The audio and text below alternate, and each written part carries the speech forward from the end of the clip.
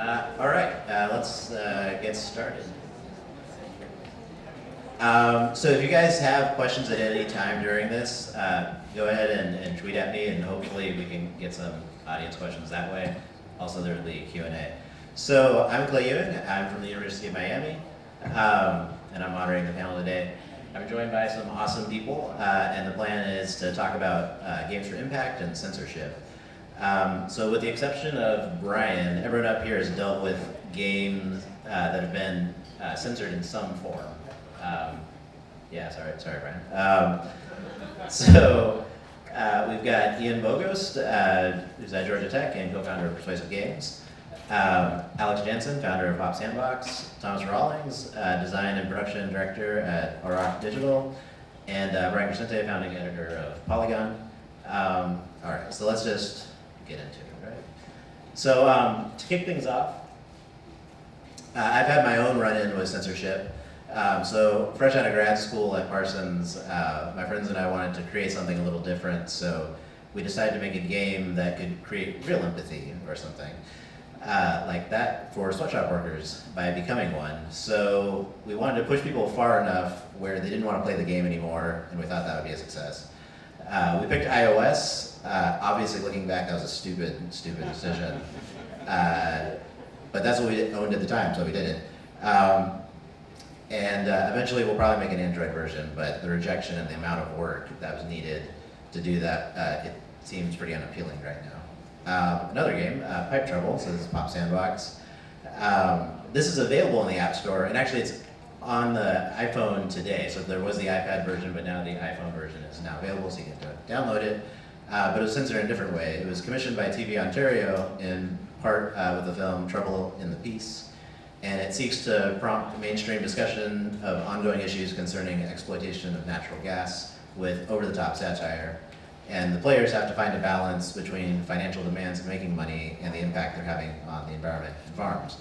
And so when Pipe Trouble came out, it struggled with initial controversy stemming from misinformation around its novel and timely use of the video game medium to explore ongoing social concerns. It was removed from Ontario TV's website while it underwent review.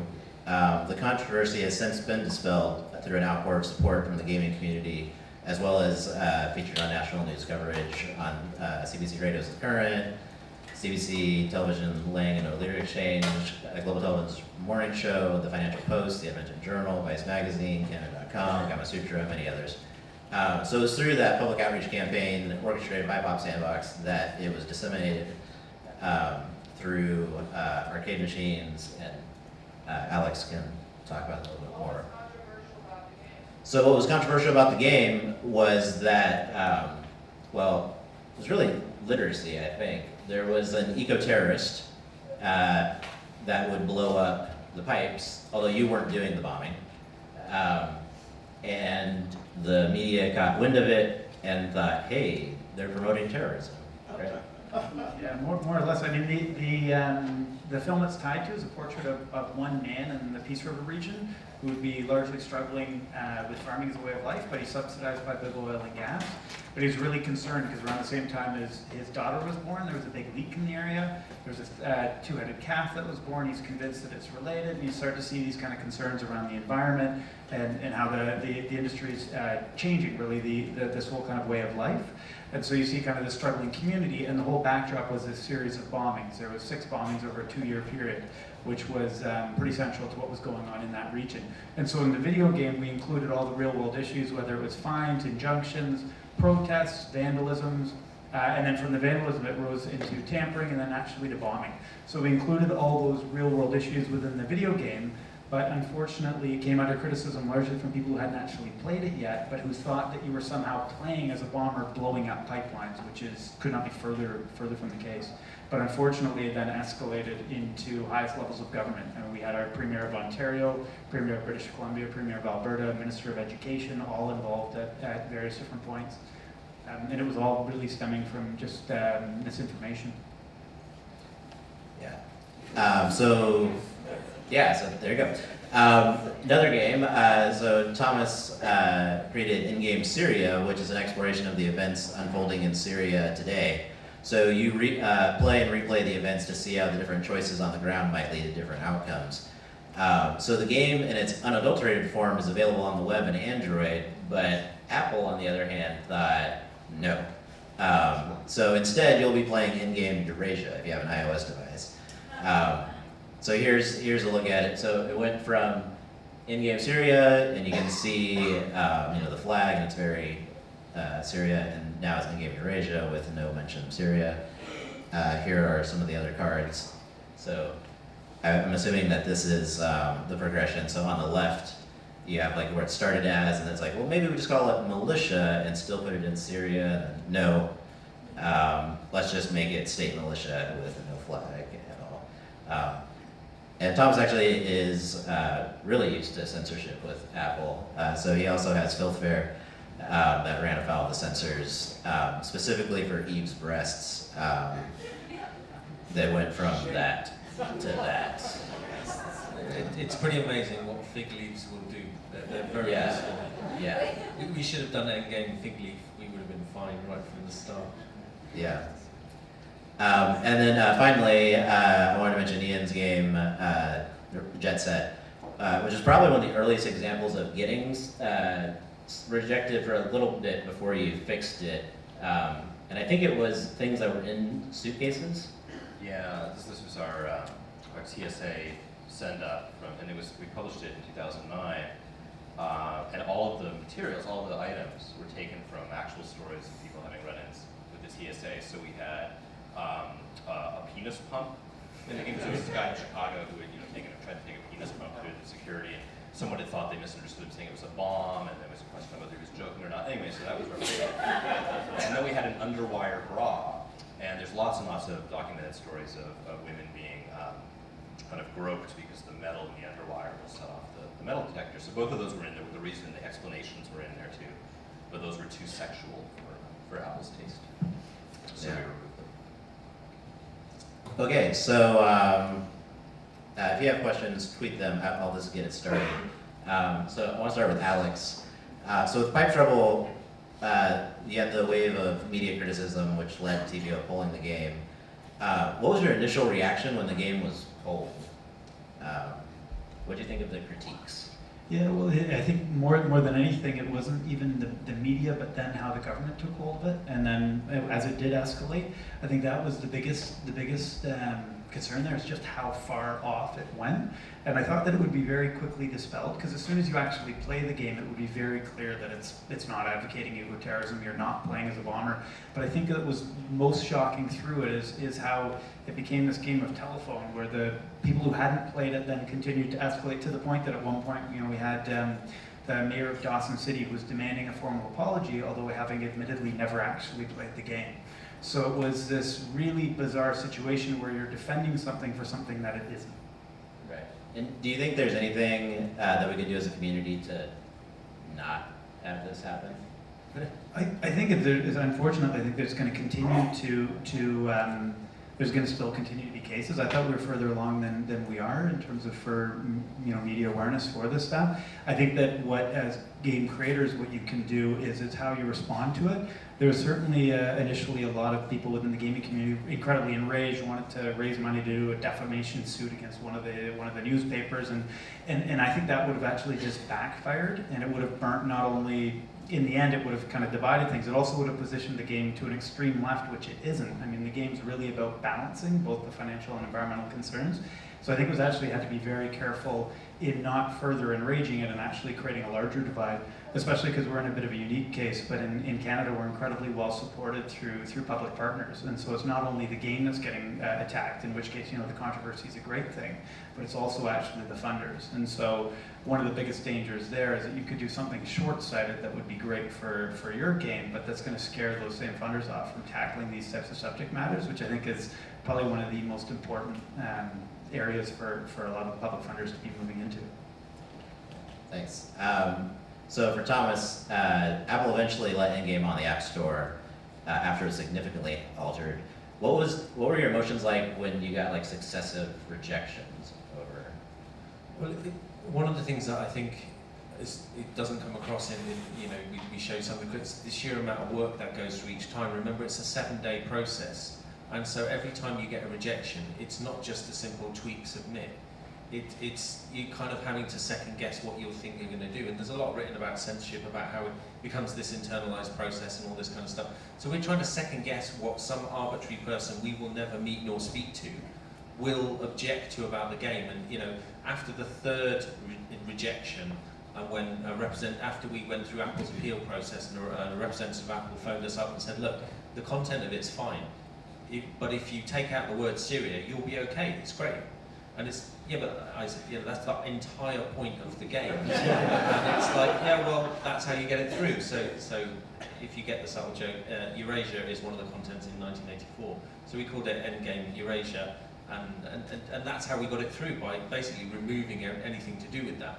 And for me, yeah, it's very, very frustrating. And in a way, in a similar thing, I think, because Apple's guidelines are protecting against a perceived threat from games that I just don't think exists. I think really they need reviewing. So if it wasn't released on Android or the web and it was just iOS, do you think you would have cut your losses and said, you know what, I don't even want to have in-game Eurasia? Or would you be like, yeah, I'll start with it? Well, one of the difficulties, I think, is that, sure, you know, looking at the stats of the people who play our game on the web version, there was a high, you know, there's a lot of iOS users playing it, but without being on the store, you lose a huge amount of visibility. So yes, you can say to store runners, you know, fine, you know, we'll go our own way, but you are losing access to players, and I think that is a problem. You know, it's Apple's platform, and they make the rule for you to play along to. And so, yeah, by that same token, they're restricting your ability to talk to people through those rules. Thanks. So I guess this kind of gets to Apple's whole thing of, you know, if you want to talk about sex, write a book, make a medical app, right? So Ian, what can be done to legitimize games as a means for persuasive communication? And do you think the solution lies with the designers, foundations, the public? Right. Well, I mean, there's two things I would say. The first is that we need more of these games and more channels, and then all of this idea that we don't understand what these things are will dissipate, and at least in theory, a company like Apple would have a harder time preventing this sort of content from moving through. So the problem is, you know, we've been doing that for decades, and we obviously haven't made nearly enough progress. So I think, you know, the other solution is in investigating the history of censorship, of structural censorship, of commercial censorship in games, because it's almost completely baked in to the medium in a lot of ways. It goes back in its present form to the Nintendo Entertainment System, the North American version of the Famicom that had this lockout chip that prevented anyone from making third-party games, unauthorized games, and Nintendo had to authorize and license and manufacture and okay everything about that material. And even though there were personal computers on which people played games at that time, the console market became the primary way through which we play games. So there's a sense in which, and maybe this is a bit of a depressing idea, this is it, maybe, right? Like, this is something that is actually embedded in games now, and has been for decades.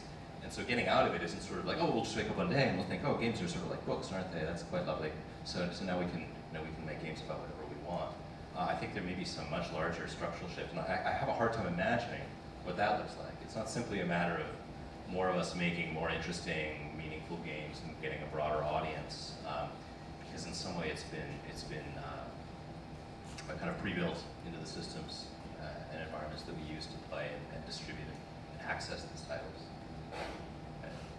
So I guess this is kind of following up for Brian. Do you think we should be worried about the rise of mobile games in relation to corporations controlling the distribution platform, like as an Apple? I mean, I don't think it's a corporation problem. I think it's a corporation problem. I don't think it's a corporation's problem.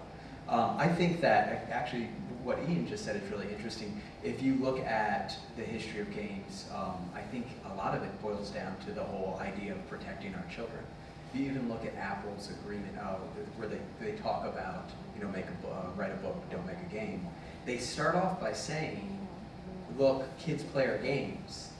Parents don't watch after their kids, so we're going to. which is, I think, a really dangerous notion. I mean, they're taking away the ability for parents to be parents, and they're saying, we're going to do it. And this is the result. Like, they ban these games because they're afraid some child's going to learn about Syria, God forbid. So I think that maybe one of the solutions is we just hang around long enough until the people who don't play games aren't around anymore, which is happening. But I mean, I really think that it comes down to that basic issue of, deep down, a lot of people sadly still think that video games are made for kids, and that certain topics shouldn't be topics that kids are exposed to. So, okay, so I'll throw out just a general question, anybody can field it. Do you think it is just like the effects of an art form that's getting its traction and going through like the growing stages, and that eventually everyone will go, oh yeah, oh you made a game about that? Oh, that's normal. Or is that never going to happen? I've been asked this question a couple of times, and normally I quote Ian, but he's here, so. But yeah, I think we're a young form and growing up, but you've probably got. When you quote me, what do you say? Well, in the Venture Geek article, you talked about games as, a form that people aren't used to, and about, I'm paraphrasing slightly. It's a bit of a catch-22, isn't it? Because on the one hand, you can take Brian's advice and say, we'll just wait around for all the non-gamers to go away. But then if we do that, we don't have any examples of these kinds of games for us to get used to. So in order for those folks to, even at that point, for us to be familiar with games that speak about different kinds of topics, then we have to have some of them that are being developed or in the process of evolving the forum, while we're waiting for the non-gamers, quote-unquote non-gamers, to die off or whatnot. So I really think this is a logical puzzle of some kind. I don't think there's a simple solution to this problem, but the idea that we are at some early stage cave painting moment, I don't buy at all. And I know that we don't like to talk about, well, we just don't talk much about the history of games, but these kinds of games have been made for a long, long time. Not just in computer form, but before that in tabletop form. And you can find examples of games along the lines of the kinds of political issues that all of us are talking about. Not a lot of them, but enough of them, going back decades. And so it seems wrong to look at our present moment and say, well, we've discovered this new way of using games. And so we're just, just kind of laying the groundwork for something to come. Because wasn't that the case 25, 30, 40, 50 years ago? But yet it doesn't seem to have transpired. One of the things that I think I find when you talk to people about it is there's an intrinsic connection between game and fun in a lot of people's head. And I think as soon as you say the word game, people assume fun, because most games are about having fun, except for when you're trying to game something difficult, awkward, uncomfortable. And I think we got this with Endgames here a lot. That people then work on this assumption that somehow you're making light of it. There's a very good on YouTube Russia Today report about Endgame Syria where they precisely with laser-like precision took apart our game and said why Apple had banned it for morality reasons, and the reason being that we showed things from the rebel perspective rather than allowing both sides, and loftily proclaimed, well, the game portrays Russia as being on the side of the regime, and we all know Russia's neutral in this, don't we? So how can this game possibly be accurate? And it shows that, and the presenter constantly does this aghast face, like they made a game out of this, like somehow it's this ultimate social faux pas of saying all those people who died in Syria, which is a terrible death toll and still ongoing, sadly. Somehow we're making light of that. And when we set about creating the game, I saw it as the absolute opposite. We were about bringing into focus that, rather than to an audience of people who don't maybe consider the news quite as much as maybe they ought to pay attention to it. So that's very frustrating. Again, similar things you've been said, that the perceptions that people bring with them get in the way of them understanding. I'm curious if you all think that, maybe I'm giving too much credit to these games, but the fact that seemingly there are more AAA games that are dealing with topics, Bioshock Infinite, the original Bioshock, and now both Watch Dogs and The Division are all games that seem like they want to look at these. Watch Dogs is really interesting to me because they say, at least initially, that they're saying that they want to deal with the idea of government scrutiny and all these big topics. The question is it going to come out and be a shooter? But do you all think that? Yes, it will. Maybe. But do you think that's telling? Does that mean that we're moving in the right direction? Or are we moving in the right direction? The guy in the UK called John Lancaster wrote a really good article in the London Review of Books, where it actually looked at Bioshock and he said, you know, there's been this rise in this political movement of, you know, the sort of ultimate libertarian movement, you know, Ayn Rand stuff. And in the mainstream media, nobody's really debating this. And here's this game that, in effect, debates it very heavily.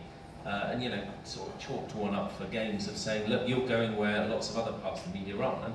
And that was, you know, reading that article, for me, that was really exciting to say, yeah, you know, here's a serious commentator saying, yeah, there is something interesting happening here.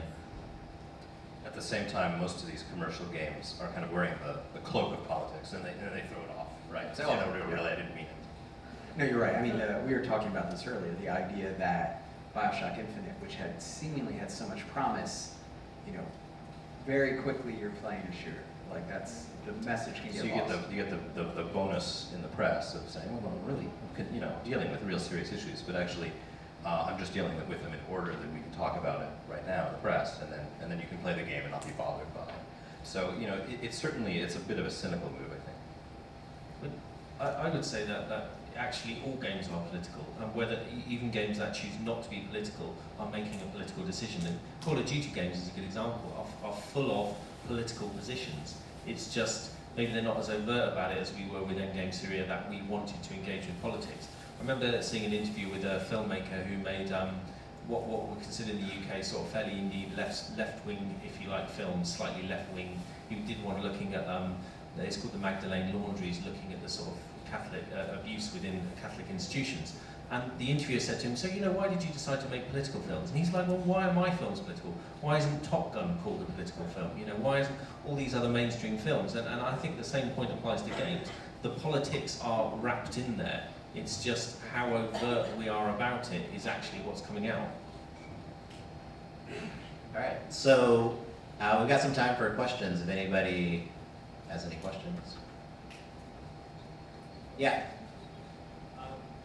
At some point in the process of developing this game, you must find yourself with a choice of a particular mechanic or a particular element of the game is going to move you closer to the message that you're trying to convey, but maybe further away from the game being fun. And that balance between this is really fun and this is conveying what I wanted to convey. I'd be interested in you guys' opinions on how you strike that balance. That'd be a big challenge. Okay, so I've been asked to repeat the question for the people listening through the webcast or anything. So I guess the gist of it, you can correct me if I'm wrong, is how do you balance a mechanic that has like that educational, like this is what I want them to take away versus this mechanic is fun? How do you balance that? Maybe on our side, what we actually did, we consciously took the mechanic of an old classic game, Pipe Dream or Pipe Mania, which is on every version of Windows 3.1. There's 4 million copies out there, and prior to that, it was actually like a board game where you attach these random pieces of pipe from start point to end point.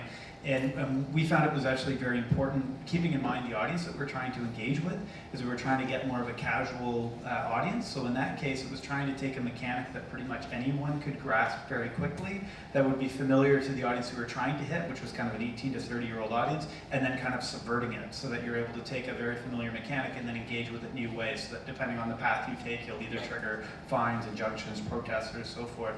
But in that case, I think it was really important that we were taking a mechanic that people were already familiar with. We did wrestle with how accurate that is as a simulation, and that became a real question of whether it was within the mechanics limitations or even within our budgetary limitations, whether we could actually do an accurate simulation. And what we ended up deciding to do, and I think there's kind of like almost two camps within a lot of serious games, is that there's simulations and then there's satire. We went all out for satire with the intention of basically using satire as a tool to engage an audience that's otherwise not engaged.